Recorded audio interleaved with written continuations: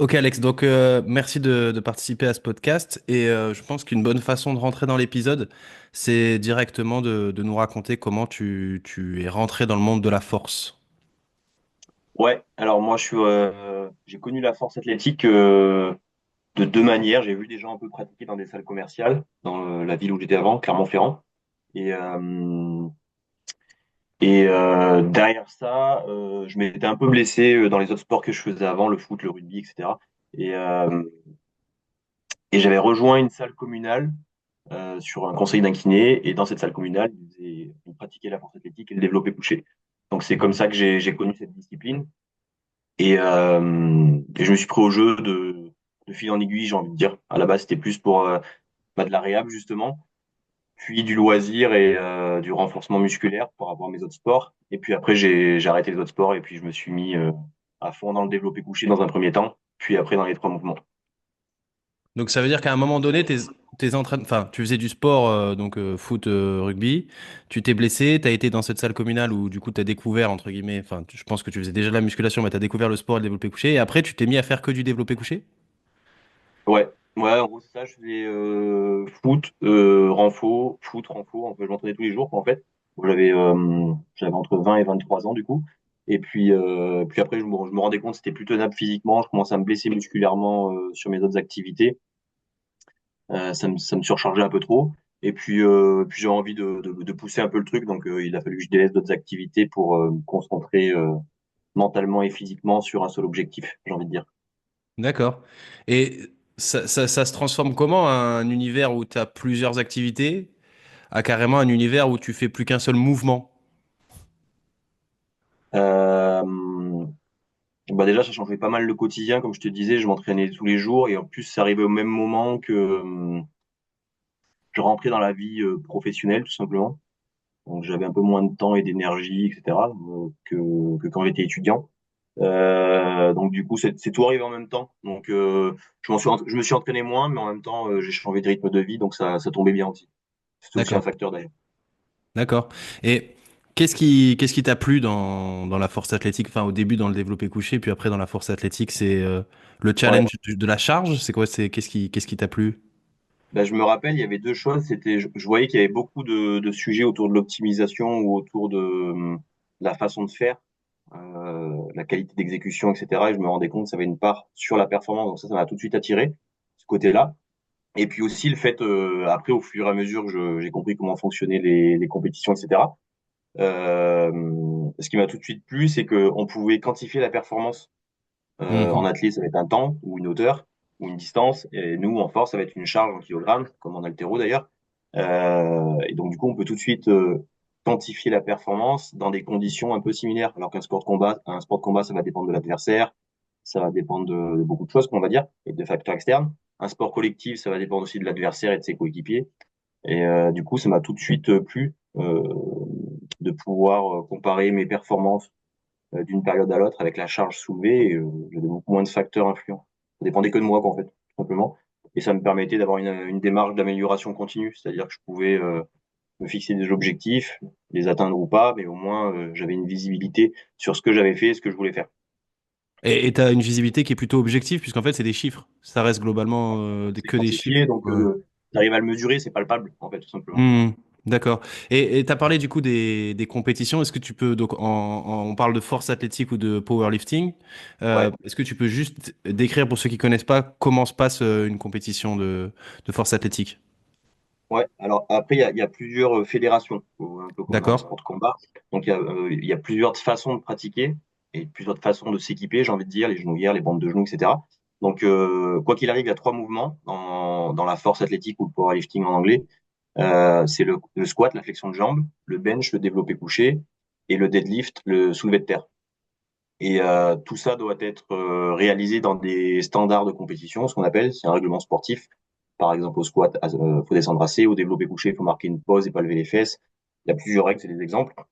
Et une fois qu'on a réalisé les trois essais par mouvement, donc trois essais au squat, trois essais au bench, trois essais au deadlift, le meilleur mouvement validé par les arbitres est réalisé, et comptabilisé. On fait le total des trois meilleures performances, squat, bench et lift. Ça donne un total en kilogrammes. Et après, ensuite, avec ce score-là en kilogrammes, on fait un classement par catégorie d'âge et de poids de corps. D'accord. Ok. Voilà.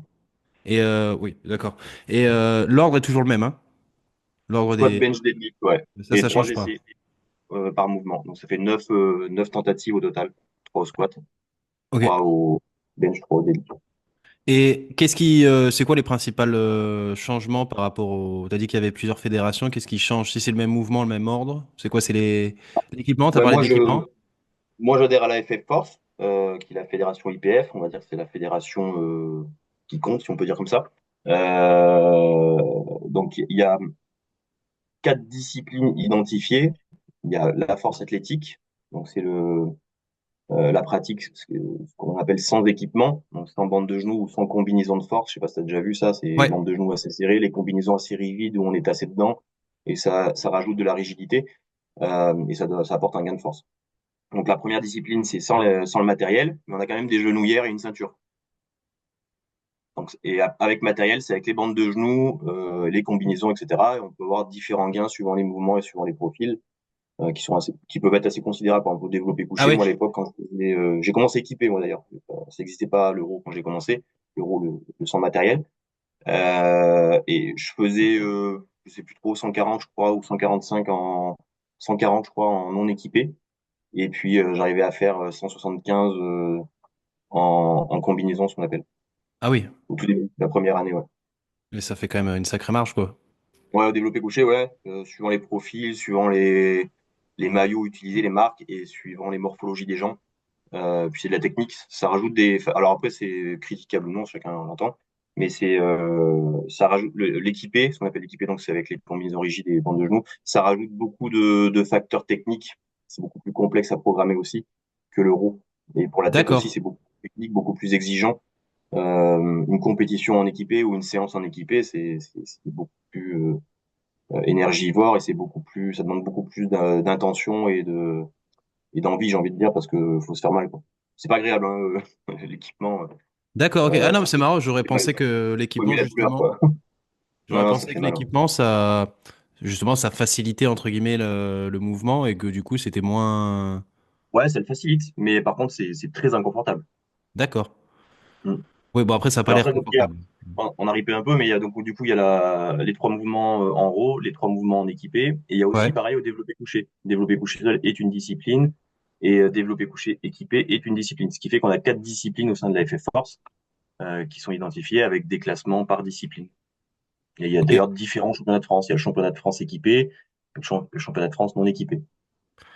Oui, parce que comme tu l'as dit, ça fait quand même des changements considérables sur la charge, donc il faut que les compétitions Ouais. soient séparées, quoi. On peut pas C'est tout ça. mélanger. Ok. Et donc toi, tu vois, et tu fais toujours, enfin, tu fais toujours des compétitions ou maintenant tu t'entraînes juste en loisir? Si, je fais toujours des Tu fais compétitions. J'en ai toujours? fait une l'année dernière en septembre. Non, en juillet. Bon, je sais plus trop. Juillet, je crois. Et là, je vais en refaire une en février ou mars. Enfin, je vais voir. Dispo. D'accord. Mais au-delà de ton parcours personnel dans le sport, du coup, maintenant tu coaches, Ouais. c'est presque devenu plus ça. Et comme t'arrives maintenant à coacher des athlètes qui sont de plus en plus performants puisque participent au championnat de France, euh, est-ce que tu as remarqué des qualités qui doivent être présentes, enfin qui sont Mm. indispensables pour performer? Haute Ouais, forme, ouais, bien sûr. j'imagine. Ouais.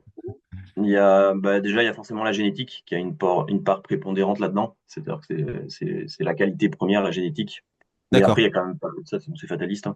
Euh, il y a forcément la capacité d'investissement de l'athlète, la rigueur, et puis même l'environnement. C'est pas vraiment une qualité, mais c'est un facteur de progression et de réussite. L'environnement où tu vas t'entraîner, si c'est une salle spécifique où on pratique la force, ou si tu t'entraînes dans une salle commerciale tout seul dans ton coin, bah forcément, tu auras des facteurs externes qui vont un peu te restreindre, si on peut dire. Alors que si dans une salle de force où tout le monde pratique la même discipline, tout le monde s'encourage, si c'est un club, encore mieux, où tout le monde est dans le même club, tout le monde s'encourage et ça tire vers le haut, forcément. Il y a une bonne dynamique qui s'installe.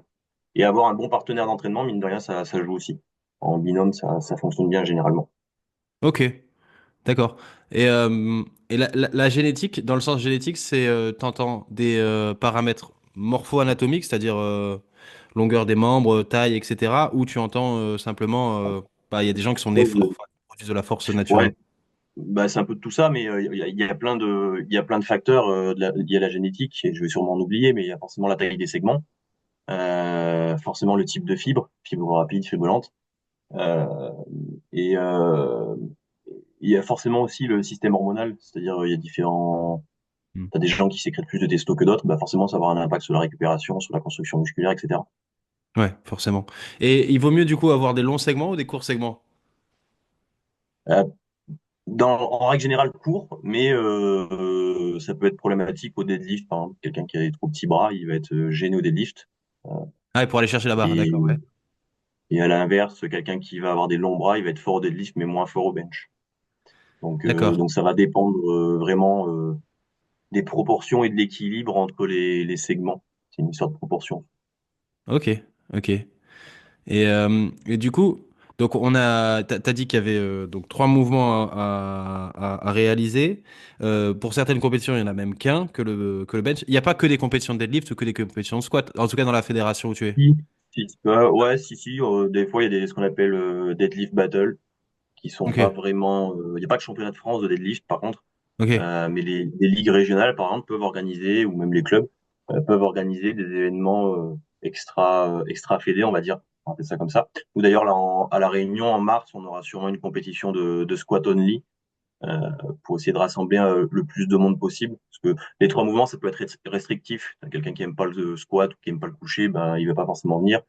Alors que quand on met un seul mouvement, ça peut initier la bien sûr. pratique sur un mouvement particulier, ça peut attirer plus de profit. Donc des fois, on le fait au niveau des différentes organisations.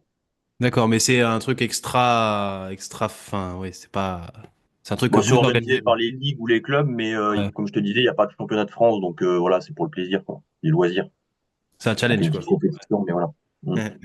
Et du coup, quand tu dois performer sur trois mouvements, toi qui coach, un athlète, ça s'organise comment sa semaine? Il fait que répéter ces trois mouvements? Est-ce que il y a une partie dédiée à la technique? C'est-à-dire que je sais pas s'il s'entraîne cinq fois par semaine, il y a deux séances qui sont dédiées à peaufiner les points techniques. Comment? Enfin, j'imagine que ça varie, mais Ouais, comment tu l'organises? ça change, ouais. Ça va dépendre de beaucoup de choses en fait, mais principalement de la capacité de récupération, l'emploi du temps de la personne. Il y a très peu de gens qui sont professionnels dans notre sport, donc s'il a un boulot à côté, bah forcément ça va avoir un impact dessus euh, en termes de temps ou d'énergie, si c'est un boulot physique. Et puis les objectifs, tout simplement. On a aussi des athlètes, enfin moi j'ai des athlètes en coaching qui pratiquent la force, mais qui veulent aussi pratiquer d'autres choses à côté ou développer d'autres qualités. Donc ça va dépendre de tout ça. Mais le compétiteur qui est full force, on va dire, en moyenne, mais c'est une moyenne encore une fois, c'est 4 fois par semaine. Plus ou moins Ok. intense, mais 4 fois par semaine. Et après, la pratique, on va dire, systématique des trois mouvements, c'est une méthode qui existe. Moi, je l'applique pas. Il y a plein de façons de s'entraîner, il n'y a pas vraiment de vérité. Euh, mais voilà. Généralement, les gens qui s'entraînent 4 fois par semaine ou 5 fois par semaine ou 7 fois par semaine que en SBD, ils vont progresser très vite. Mais s'ils n'ont pas de passif muscu ou s'ils font pas de renfort à côté, ben souvent ils se blessent vite aussi, quoi. Donc la progression elle est rapide, mais ça plafonne vite, quoi. D'accord. Donc, Moi, personnellement, voilà, sur par exemple un plan d'entraînement sur 4 semaines, sur 4 séances par semaine, pardon.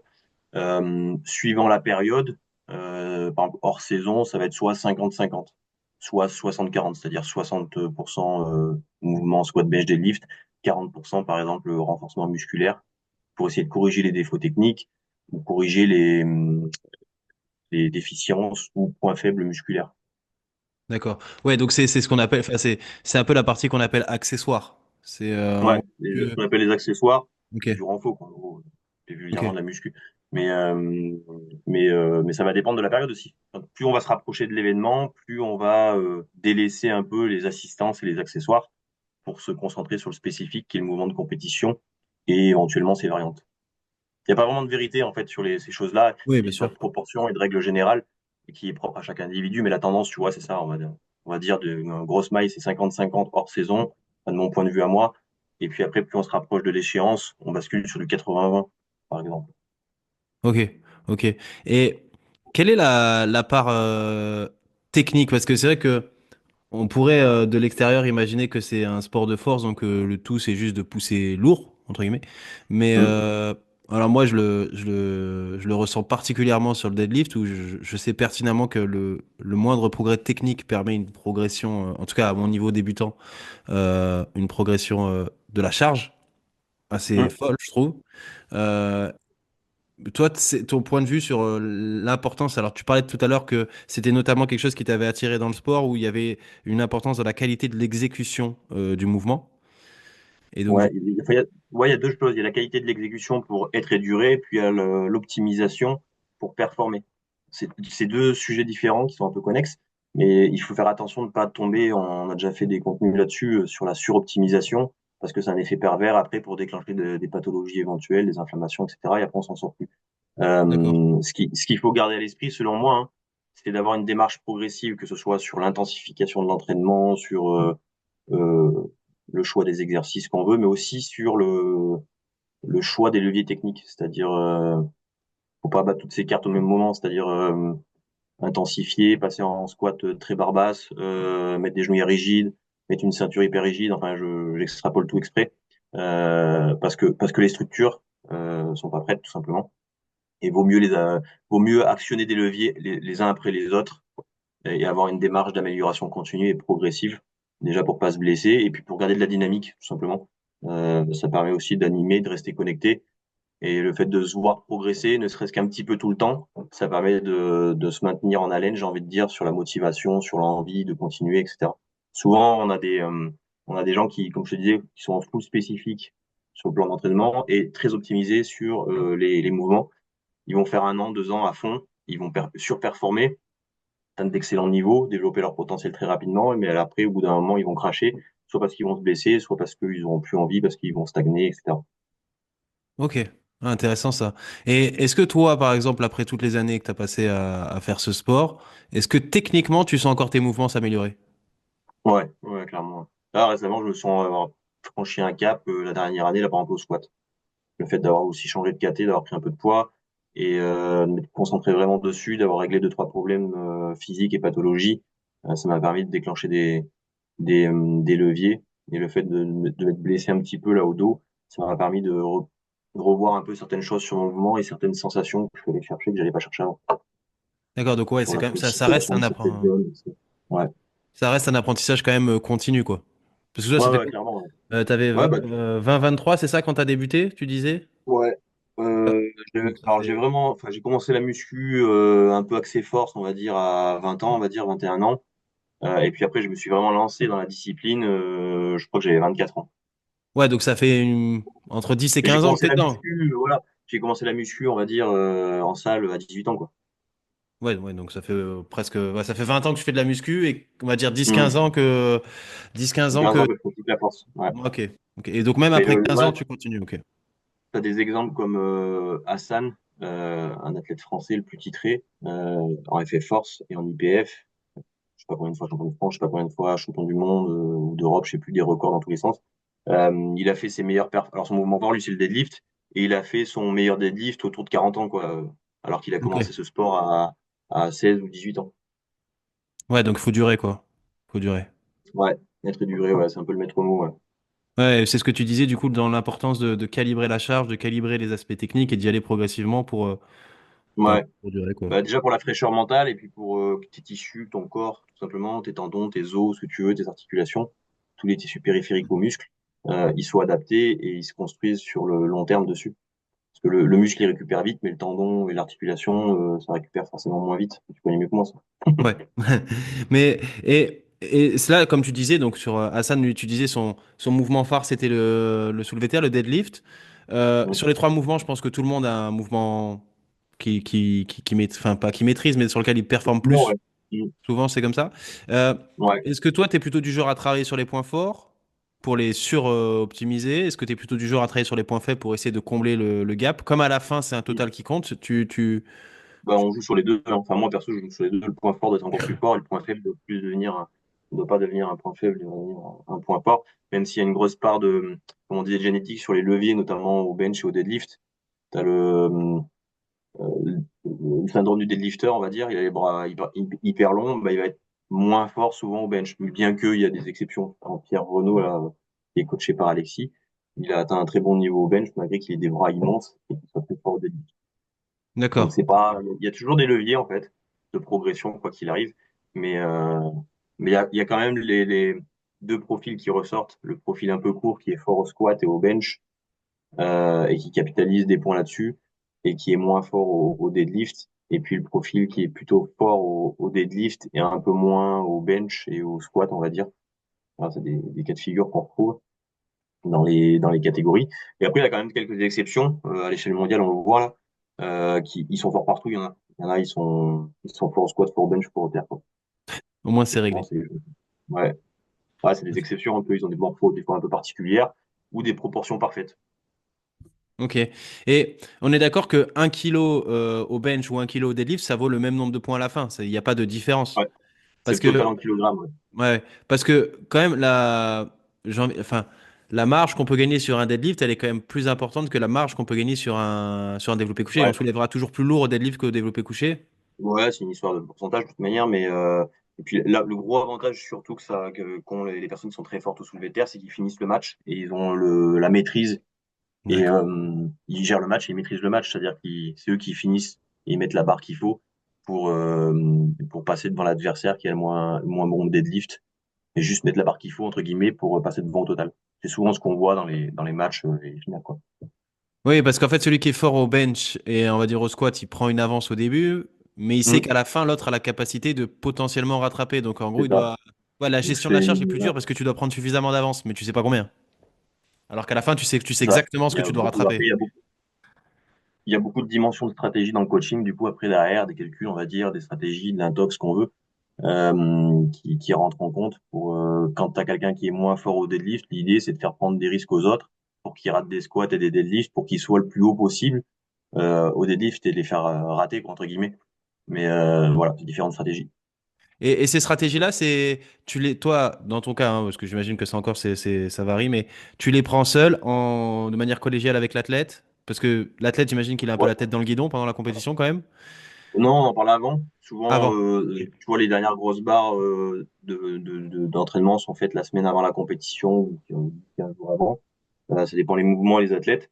Donc une fois que les dernières grosses barres sont faites, bah, généralement moi je commence à préétablir un plan de match, une stratégie, j'en parle avec l'athlète et puis on discute, on échange là-dessus. Et puis après par contre le jour J, l'athlète il est même pas censé regarder la table des marques et la table des scores, le classement, etc. C'est le coach qui gère tout et l'athlète il a juste à penser à ses barres et ce qu'il doit faire, ses automatismes, sa concentration, ce qu'on veut.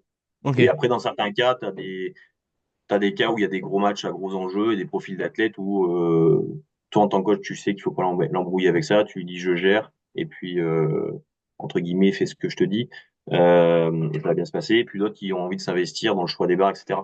Mais ça m'est déjà arrivé d'avoir un athlète qui me dise je veux pas savoir ce que tu vas me donner, je veux même pas savoir ce qu'il va y avoir quand je rentre sur le plateau. Et ils font tête Surprise. baissée, qu'on va dire. Donc il Surprise. y a une vraie relation de confiance du coup entre l'athlète et le coach. Et la difficulté pour le coach, c'est dans le choix des barres, c'est de rester vraiment lucide et j'ai envie de dire de pas se faire envahir par les émotions.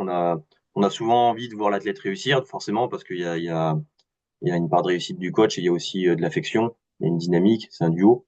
Et le plus dur, c'est de rester lucide et ne pas mettre la barre qu'on voudrait le voir qu'il réussisse, mais mettre la barre qu'il faut, tout simplement. Et de s'enflammer un peu, si on peut dire. Donc ça, c'est la difficulté qu'on peut avoir sur des grosses compétitions où il y a des gros enjeux avec quelqu'un avec qui on a des affinités éventuellement. Et puis, ça peut vite déraper, puis on se retrouve pas lucide, surtout après, imaginons 3 jours de compétition d'affilée, il y a une certaine fatigue qui s'installe. Donc ça peut être la difficulté du coach. Ouais. Ok. Ouais, Faut mais vraiment c'est rester toujours mieux lucide. si c'est le coach, parce que l'athlète, en plus, il a la fatigue. Ah, il l'aura encore moins, l'athlète, de toute Ouais. manière, parce qu'il y a des émotions qui prennent le dessus, généralement. Soit il va être stressé, anxiogène, il va mettre moins que ce qu'il peut faire, soit il va être extraverti et il saute partout, et puis il va mettre 300 alors qu'il est en capacité de faire 280, quoi. Voilà, j'exagère, mais Ouais. Moi, j'imagine que tu as déjà dû vivre des choses comme ça. Alors, peut-être pas avec tes athlètes, mais dans une compétition où oui, tu as bah oui, dû. on le voit un peu fréquemment, ouais, sur les finales, soit des gens qui sont pas forcément accompagnés, qui se gèrent eux-mêmes, euh, so- soit des coachs justement qui se laissent embarquer dans le truc et qui prennent des risques sans trop d'expérience éventuellement. On voit de tout, quoi, ça dépend. Oui, parce L'expérience qu'il joue beaucoup. y a. il y a cette notion d'être et durer que tu disais tout à l'heure. Il y a cette notion, alors là, il y a prise de risque à la fois pour le score final, mais il y a aussi pour l'athlète, puisque bon, c'est Ouais, quand même l'athlète qui soulève la charge. Euh, c'est quand même une idée qui reste encore assez répandue, le lien entre charge lourde et risque de blessure, notamment dans la population générale. Alors quand on fait du sport ouais, de compétition à haut niveau, enfin, la blessure, elle fait partie ça fait intégrante. partie du jeu. Mm. On accepte le truc. Maintenant, Mm. j'imagine que tu dois aussi coacher des gens qui sont pas compétiteurs de haut niveau. Bah, j'allais y venir, ouais. Ouais, alors après, là, on a parlé beaucoup de compétition ou d'ultra compétiteurs ou de championnat de France, ce qu'on veut, mais il y a aussi les gens qui veulent progresser, soit à la salle, donc ils se testent à la salle, on se met d'accord, parce qu'ils ont pas envie d'aller en compétition parce que ça les intéresse pas ou ça les stresse, dans un premier temps, soit ou en compétition, ils veulent profiter de l'événement d'une compétition pour se motiver, pour qu'il y ait une dynamique, etc. Et pour qu'il y ait surtout des standards similaires, c'est-à-dire que c'est validé par un règlement, des arbitres. Euh, Dans ce cas de figure-là, du coup, c'est vrai que l'approche n'est pas la même. C'est-à-dire que moi, je vais avoir une démarche un peu plus conservateur et prudente. Et, euh, et ça, je vais pas forcément prendre de risques sur le choix des barres. Et mon objectif, ça va être qu'il y ait 100% de réussite, voire même qu'il y ait un peu de marge. Et ça va être voulu pour créer de la dynamique positive pour les prochaines échéances et les prochains entraînements. D'accord. Donc Ça oui, dépend du cas de figure. on peut progresser en force athlétique sans se faire mal, quoi. Je veux dire, Ah oui, oui, clairement, ouais. Ouais. Moi, je me suis personnellement, en tant qu'athlète, je me suis moins blessé en pratiquant la force athlétique que les autres sports à côté. mhm. D'accord. Après, faut différencier la blessure et la bobologie, quoi. Tu vois, la petite tendinite et la vraie blessure. Enfin, c'est toujours pareil. Mais, euh, mais voilà, d'une manière générale, on a beaucoup de gens. C'est un sport qui est très exigeant et il y a on accumule beaucoup de tension. C'est même le principe de ce sport-là, c'est d'accumuler le plus de tension pour la restituer, pour être fort. Donc forcément, on inflamme certaines zones comme les tendons. Donc, faut arriver à doser. Ça fait partie du jeu. Donc, on est souvent soumis à des tendinites, par exemple, mais ça fait partie du jeu. Il faut arriver à doser et pas arriver à l'extrême, quoi. D'accord. Ouais, c'est toujours une question de dose, quoi. Mm.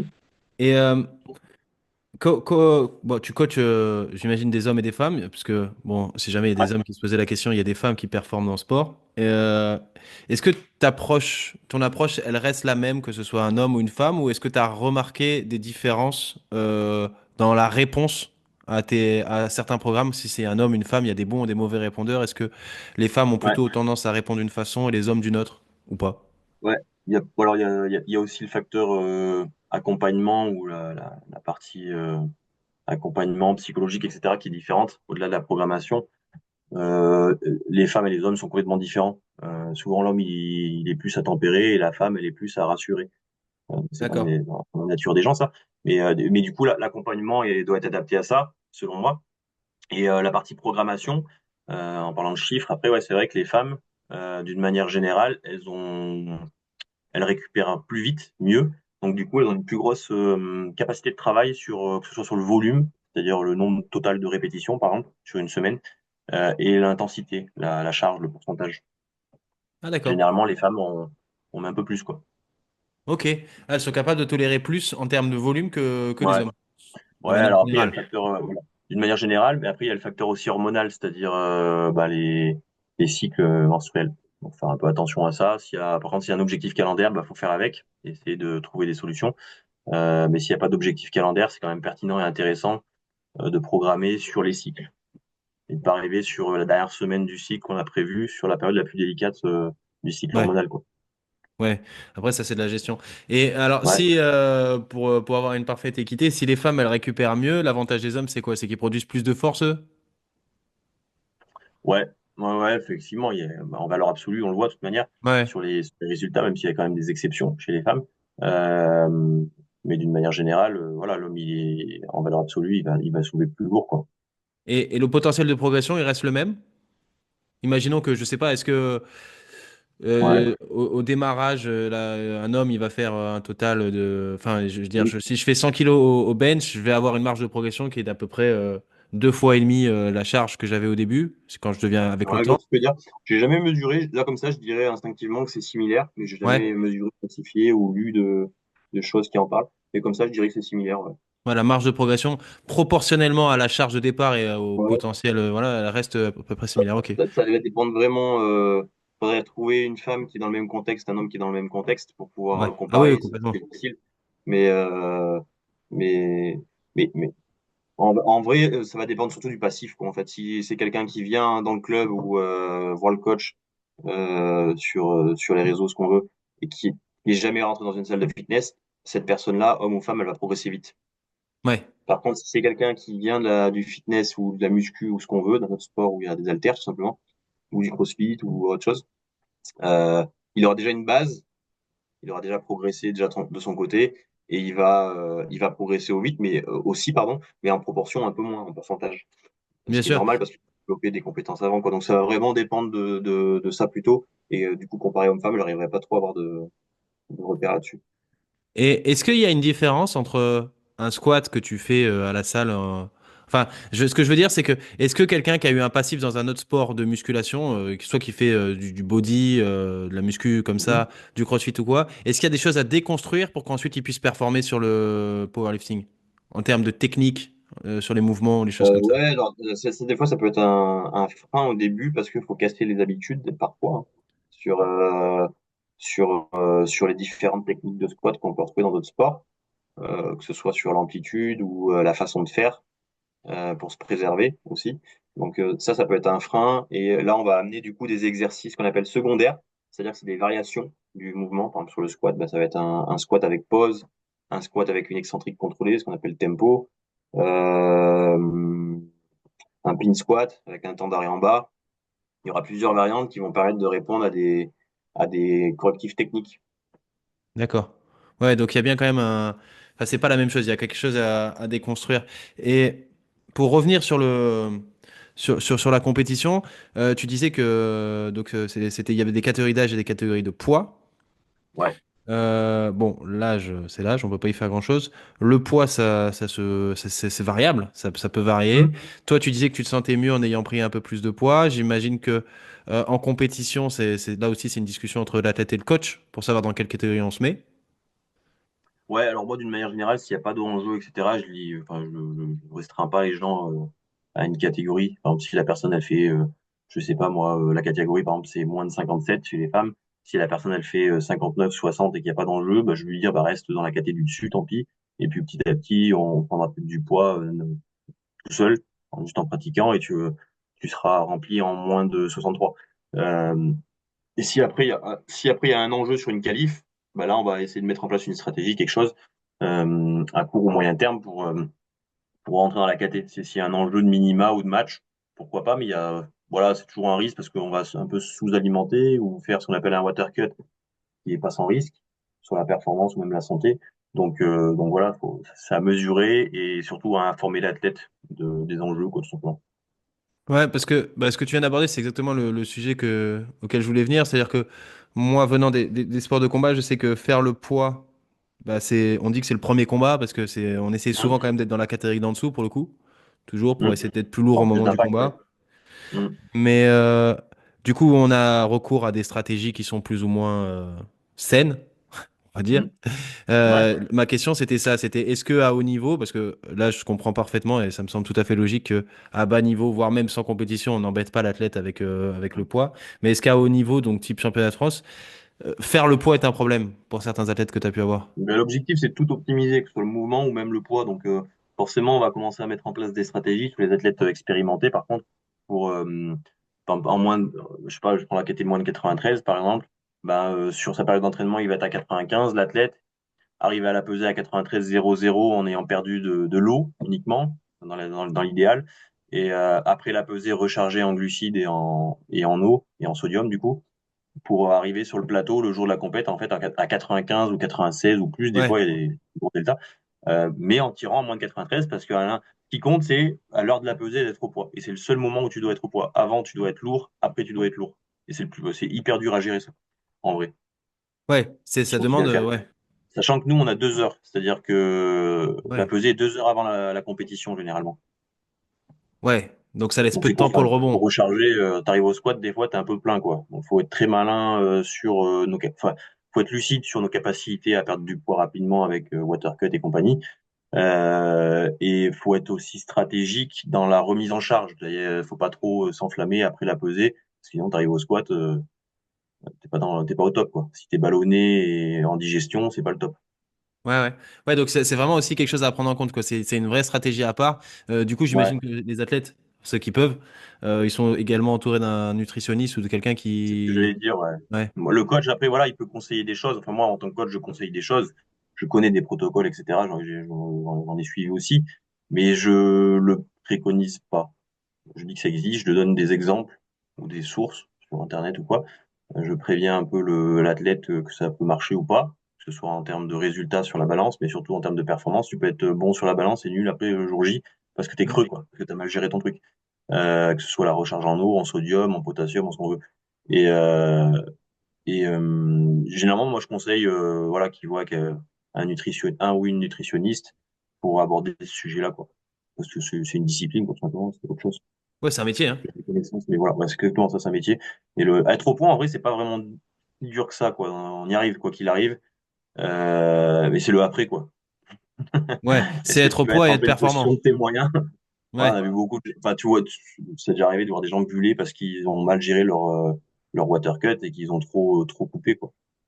ouais, ouais, ouais. D'accord, donc c'est des Donc, stratégies, on quelque chose à voit. prendre en compte, ouais. Ouais, c'est important Ouais, aussi. ça rajoute des leviers de stress, ça rajoute des leviers d'anxiété pour l'athlète. S'il n'est pas expérimenté, qui s'aventure déjà à faire du water cut avec tout ce qu'il y a à gérer quand tu démarres une compétition, si t'es débutant, ça évite clairement, quoi. D'accord, ok, intéressant. Et bon, imaginons que donc là j'aimerais bien rentrer dans la partie un peu comment gestion de l'échec. Donc bon là l'athlète finalement réussit à peser, il arrive et il rate sa barre. Bon, ce qui arrive à La mon barre de avis. départ, Ouais, il ouais, rate c'est la sa merde.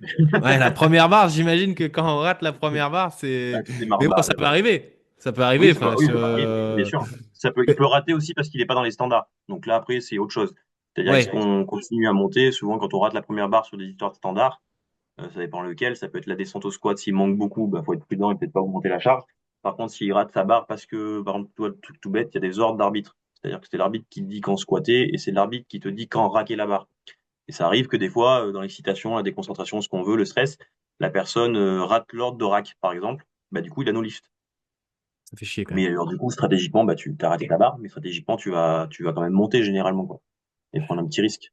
Ouais, ouais, c'est C'est un ça. match. Et c'est ça, moi, ma question, c'est comment tu gères l'échec de la barre. C'est-à-dire que, bon, même si, imaginons, c'est pas la première, l'athlète, s'il arrive, deuxième barre de Bah, quoi développé couché. quoi qu'il arrive, faut pas montrer que t'es déçu, quoi, ou que Eh t'es ouais, stressé. Faut faire être positif et, euh, et arriver à transmettre de la motivation et être rassurant, tout simplement.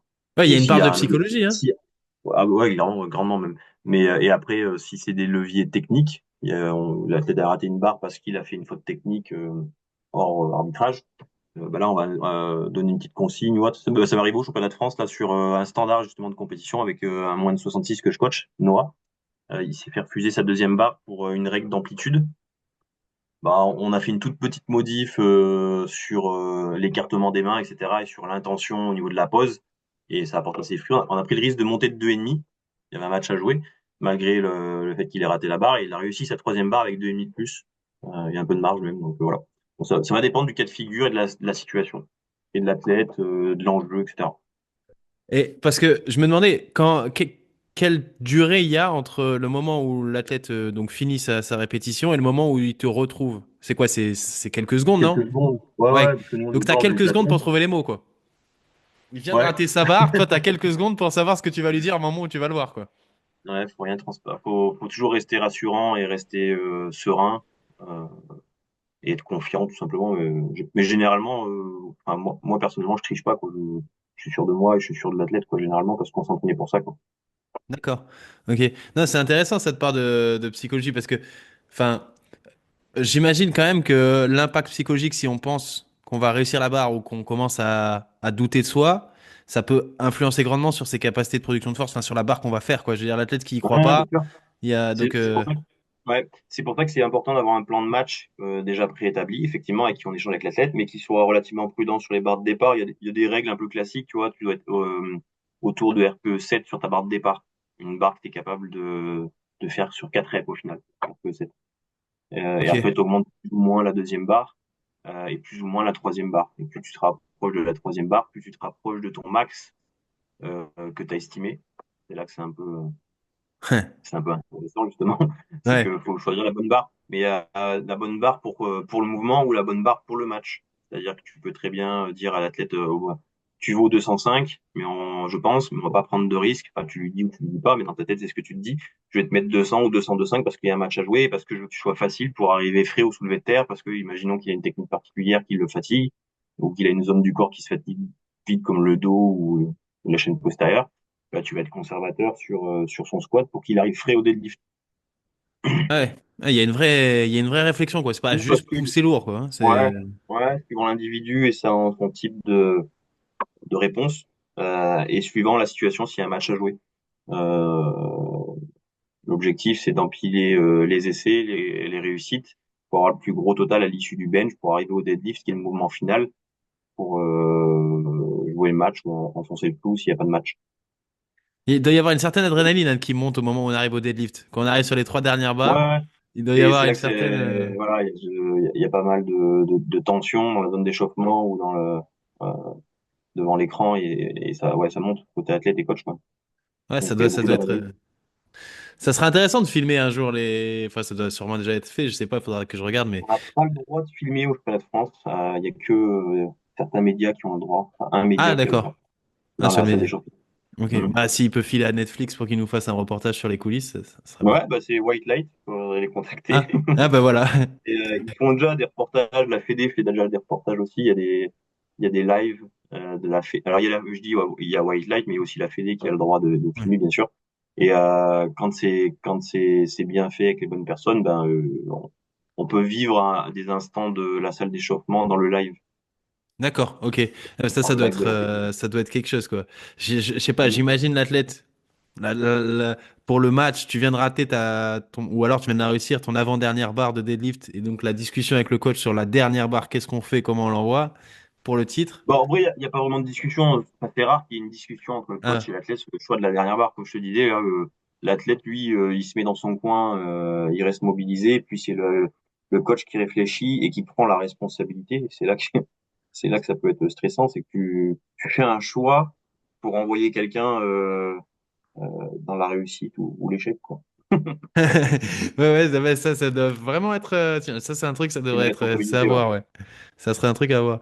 Et bon, là, du coup, toi, tu as quand même des athlètes qui surperforment, entre guillemets, dans le championnat de France et dans d'autres compétitions. Comment on fait pour faire progresser encore quelqu'un qui soulève déjà extrêmement lourd? Bah, Il y a des ouais, ça plafonds va de verre rejoindre à un peu. faire sauter, mais après, comment on fait? Bah, ça va rejoindre un peu ce qu'on disait tout à l'heure, c'est-à-dire qu'il faut pas battre toutes ses cartes dès le début et actionner tous les leviers de progression dès le début. Il faut toujours en garder un peu sous le coude, déjà pour se préserver, et puis de la blessure, et aussi pour se préserver de la stagnation et de la démotivation. C'est-à-dire qu'au fur et à mesure, tu vas actionner des leviers de progression. Ça peut être la technique, une position de barre dans les mains ou au bench, une position de pied. Ça peut être la fréquence ou le volume d'entraînement. Quelqu'un qui a une capacité d'entraînement à 3 fois par semaine et qui fait un autre sport à côté, ben, au bout d'un moment, on peut peut-être lui dire, ben, OK, l'autre sport que tu fais à côté, c'est un sport loisir, par exemple. Ben, est-ce que tu veux continuer à le faire? Parce que sache que ça peut être, ou continuer à le faire de cette manière-là. Peut-être qu'il faudra calmer le jeu pour que tu te concentres un peu plus sur cette discipline si tu veux atteindre tes objectifs ou d'autres objectifs. Après, c'est un objectif, enfin, t'as des gens qui sont OK sur le fait de faire des périodes off pendant un an et reviennent un an après ressourcés, hein. Ça arrive aussi. Ça peut d'ailleurs être un levier de progression, le fait de se ressourcer quelques temps sur une autre discipline et revenir un peu après. On en voit. T'as le côté diététique, changement de catégorie de poids de corps. Le fait de changer de catégorie de poids de corps, ça relance une dynamique. C'est-à-dire que tu changes un peu les paramètres et du coup, ben, forcément, tes barres, elles augmentent et tu as de nouveaux potentiels à exploiter. Et, euh, et puis, la part du renforcement musculaire, enfin, il y a un tas de leviers de progression, en fait, tout simplement. Ouais. On y- Donc, toi- la progression, généralement, elle est assez rapide les 2, 3 premières années. Et puis après, il y a un certain plateau qui va s'installer naturellement et c'est normal.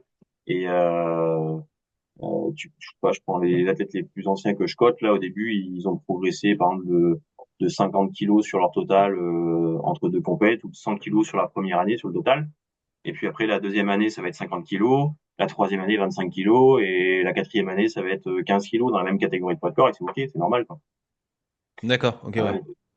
Mais Ouais, après, et et là, après, il y a encore d'autres leviers, de toute manière. On arrive toujours. Moi, je te dis, ça fait 15 ans que je pratique. Je prends mon cas parce qu'il y a que moi que je connais qui pratique depuis 15 ans dans mon environnement. Il y a Clément aussi, mon associé.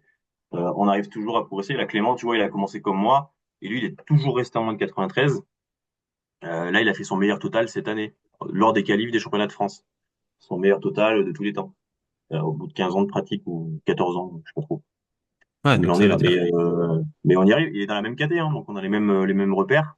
Euh, et il arrive à progresser sur son total malgré tout. Je sais plus, 5 ou 10 kilos sur le total quand même.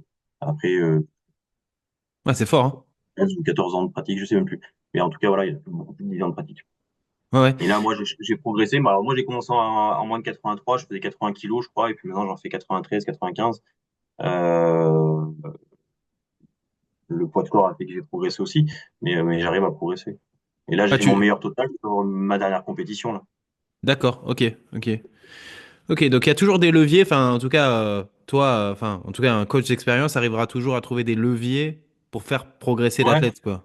bah, ça peut être après pour l'athlète, au bout d'un moment, bon, là, faut quand même prioriser le fait d'avoir un travail à long terme avec le coach, mais des fois, le fait de changer de coach, ça peut aussi relancer une dynamique mentale pour l'athlète et une certaine fraîcheur, donc ça peut arriver au bout de, je sais pas moi, 5 8 8 ans, ça fait le tour, entre guillemets, et puis il y a besoin de relancer une certaine dynamique sur le côté psychologique, mental, et tu arrives à bout de souffle, tout simplement, de la relation coach-athlète. Des fois, bah, tu as des athlètes, en changeant de coach, ils arrivent à progresser aussi de par ce facteur-là. D'accord, ok, intéressant. Faut pas hésiter à, Bah, enfin, Clément, je l'ai coaché jusqu'en 2019 quand il a gagné le titre de champion de France, là, en 2019. Et après, bon, moi, j'avais d'autres activités professionnelles qui disaient que j'étais un peu moins investi aussi.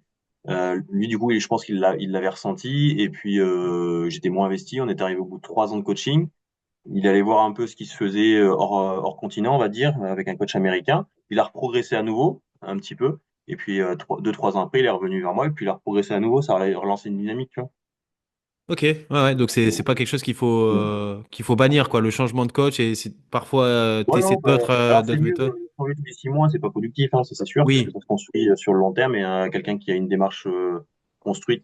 Ce qui est important, c'est pour le coach, hein, c'est que lui, il ait une vue aérienne à un moment donné et se dire, bon, ok, je vais l'amener là, quoi. On est en septembre 2020, enfin, on est en décembre 2024. Moi, je veux l'amener en janvier 2026 sur cette compétition-là au top. Donc, je vais passer par plusieurs étapes qui sont des compétitions pour la nôtre. Ce qui est important, c'est que lui, il ait une vue globale pour qu'il hiérarchise les priorités sur le choix des compétitions, des entraînements, des périodes d'entraînement, etc. On voit aussi beaucoup de gens qui font des cycles d'entraînement. Donc, maintenant, c'est devenu banal de cycler son entraînement. Avant, c'était pas le cas. Mais il n'y a pas de logique des fois. Donc, j'en parlais récemment justement avec Alexis.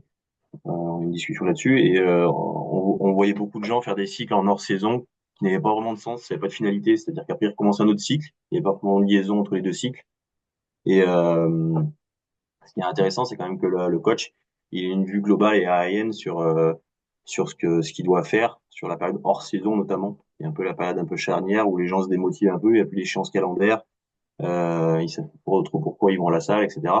Et c'est important dans le choix et aussi le discours du coach de rendre cette période importante ok, ok, ok. Ouais, et du coup, le fait d'avoir un peu cette vue d'ensemble, cette vue sur le long terme, court, moyen, ça te long permet de terme, on va dire, progresser. ça te permet d'avoir un fil directeur, quoi, de savoir où tu vas, moins une direction, quoi. Ouais.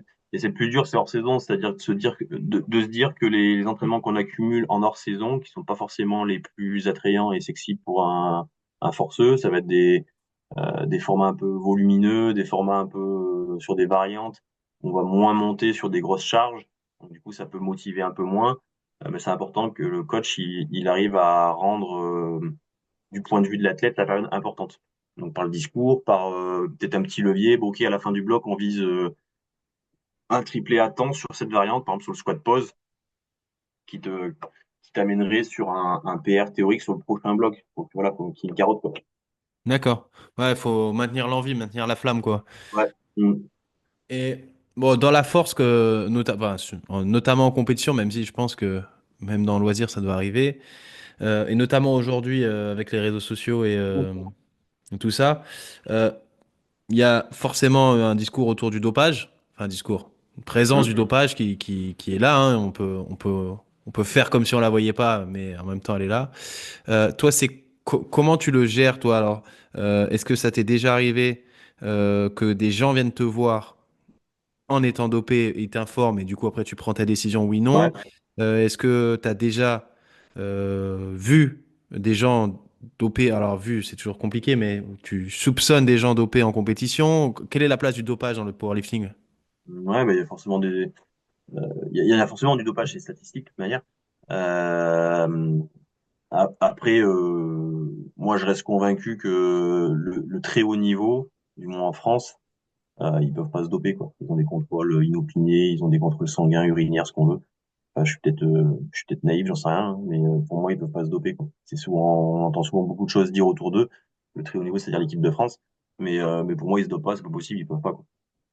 D'accord, Après, moi, je suis pas naïf non plus. Il y a des gens, il y a des marqueurs sur eux ou autre.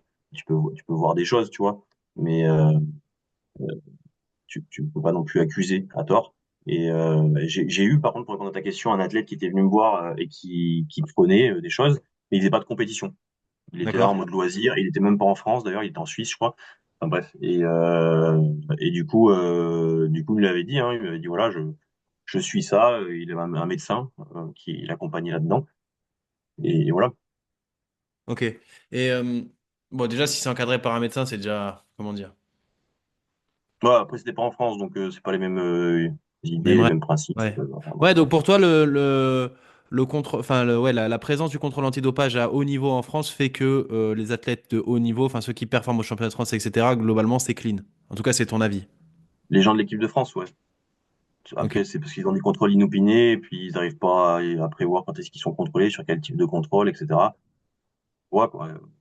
ok, C'est rendu un peu public par les réseaux sociaux et tout. Donc, enfin, moi, je me dis que celui qui veut tricher, comment il fait, quoi. d'accord. Donc du coup, si jamais il y a du dopage, c'est plutôt dans les catégories, enfin dans les niveaux en dessous que l'équipe de France. Bah, comme ça, instinctivement, je dirais que oui, parce que les gens arrivent à un peu mieux maîtriser les choses ou les dates, etc., quoi. D'accord, ok, ouais. Ouais. Ok. Bon, on va arriver à la fin du podcast. Il y a la Hum. question du podcast, qui est pas forcément évidente à répondre, mais j'aime bien la poser. Souvent, il y a un long silence derrière. Euh, Imaginons que je te donne les pleins pouvoirs en France, donc tu deviens dictateur, et donc tu peux choisir de faire aux Français ce que tu veux. Il n'y a pas de limite d'argent, pas de limite, enfin ils sont obligés de le faire, etc. Qu'est-ce que tu imposes aux Français et Françaises pour améliorer leur santé? Ah, bah, forcément, le sport. Voilà, Ouais, là-dessus, celle-là, mais le sport, c'est. forcément le sport après, ouais, comment le mettre en place et l'imposer, entre guillemets, si j'étais dictateur? Ah, c'est une bonne Ouais, tu question. dois sortir une loi, quoi, hein. Tu dois dire, vous devez faire ça. Ça doit être précis. Ouais, bah, imposer un temps et une variété de sports. Parce que, bon, alors, moi, je suis très axé sur la force, mais, euh, mais pour la majeure partie des gens, c'est important d'être endurant, fort, en bonne santé, pour être performant même dans la vie de tous les jours. Tu recommanderais Donc, de faire de la mais je force? crois qu'il y a des pays qui le font, le Japon et compagnie, là, ils ont certaines sociétés, ils Ouais. obligent une heure de sport avant de démarrer le boulot, quoi. Bon, bah, peut-être qu'on y viendra, je sais pas, mais enfin, imposer quelque Mais chose ce en serait France, c'est. l'idéal, que tout le monde bouge et que tout le monde fasse du sport, ça serait vraiment l'idéal, d'une manière adaptée ou non. Mais adapté, c'est quand même mieux, parce que Ouais. tout le monde puisse faire du sport et Et doit faire du sport. tu penses que les sports de, enfin, la force, ça pourrait être un facteur de santé? Mettre les gens à Ouais, bah, soulever clairement. Ouais. sans Ouais, il y aller a des études chercher. là-dessus, hein. Ouais. Il y a une dame là qui a sorti une étude il y a pas longtemps, là j'ai vu, ça a été rendu un peu public, où il y avait des stats sur les gens alors c'est pas forcément la force athlétique, et qui développent leur force musculaire, bah, vivent plus longtemps et surtout en meilleure santé, avec moins de problèmes de mémoire et compagnie. C'était des statistiques, il y avait une étude là-dessus, j'ai vu le résultat, et c'était assez flagrant d'ailleurs. D'accord. Donc l'idée qui peut être encore présente du soulever lourd est mauvais pour la santé, notamment Bon, à je pense que c'est l'époque. obsolète maintenant, il faut arrêter avec ça là. Alors il faut arrêter avec ça, mais c'est pas pour autant que c'est fait quoi. Que voilà. Pour toi, Ouais, ouais, en même temps, des médecins généralistes qui vont dire reste dans ton fauteuil et regarde la ouais, télé, et puis dans une semaine tu reviens me voir et ça ira mieux sûrement. Enfin, c'est justement là, s'il y a un problème ou une pathologie, la clé, c'est le mouvement. On voit maintenant, il faut systématiquement bouger de manière adaptée, quoi. Ouais, et puis on se rend compte finalement, comme tu disais, que finalement porter des charges, c'est pas du tout mauvais pour la santé, alors qu'au contraire, porter des charges, ça pourrait même améliorer la santé de manière systémique, en plus pas simplement ostéo-articulaire, mais Ouais, aussi au niveau mental, cérébral, sur les bien pathologies sûr. nerveuses, etc. Donc moi, je pense Ben, que la force a sa place à gagner, et bon, tant mieux que ça se développe de plus en plus, mais je pense que la force a sa place à prendre dans le sport santé. moi, je reste convaincu que euh, j'aurais pas pratiqué la force athlétique de manière intensive comme je l'ai fait, et limite professionnalisé, alors que j'ai pas du tout un niveau exceptionnel. Mais le fait de infliger une rigueur et une professionnalisation de ma discipline, ça m'a été bénéfique dans ma réussite professionnelle, c'est sûr. Mais il y a des Ah choses aussi professionnel. que Ouais. je me suis, ouais, que je me suis appliqué dans mon sport il y a 10 ans. J'en ai gardé des habitudes et des automatismes qui s'appliquent maintenant dans mon quotidien professionnel et qui, d'une certaine tolérance à la charge de travail, à la difficulté, par exemple. Euh, et j'apprécie la difficulté aussi. Donc D'accord, moi, ouais. ça m'a nourri, ça m'a fait grandir clairement, hein. Ah, ça, c'est aussi, c'est très intéressant, c'est aussi de voir le transfert entre le sport et le monde Ouais, professionnel, mais la carrière enfin, professionnelle, ouais. pour moi, enfin, de mon point de vue et de mon expérience à moi, c'est flagrant. Et quand je suis D'accord. dans une période de réussite sportive, ça se retranscrit forcément sur mon côté pro. Alors après, il faut pas tomber dans le vice, je me blesse et j'arrive plus à m'entraîner et du coup, je suis une larve, entre guillemets, Ouais. dans l'autre sens. Mais, mais d'une manière générale, ça m'a apporté beaucoup. Ouais. Ok, ok. Bon, eh ben, en tout cas, merci d'avoir pris le temps de venir échanger sur le podcast sur la force. Bah, de rien, c'était avec C'était plaisir. très riche, ouais. C'était très riche, il y avait plein de sujets intéressants. Donc, je pense que les auditeurs qui sont pas forcément familiers avec ce sport-là auront de la matière pour apprendre. Donc, merci beaucoup. Bah, tant mieux, c'est le but.